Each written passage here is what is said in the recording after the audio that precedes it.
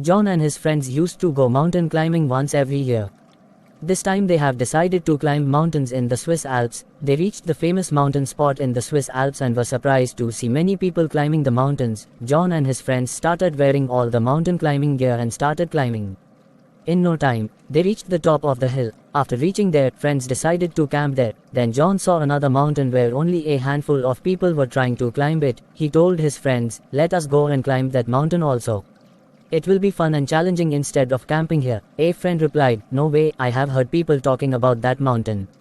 It seems the path is difficult to climb and only a few people can able to climb." People nearby hearing the conversation made fun of John and said, "If it was easy to climb, why we were sitting idle here?" Hearing them, John took that as a challenge and went alone towards climbing the peak. 2 hours later, he reached the top of the hill. People who were already there welcomed John with a round of applause. John was happy having climbed the peak. He could see the beautiful views of nature from the top. He started a conversation with people and asked them, "While climbing this peak, I felt it was not so difficult. Then why only a handful of people here? If people could climb the below peak, they can climb here also if they put in some effort." A veteran climber replied, "Most people in the crowd right there are happy with what they find easy. They never think that they have the potential to achieve more.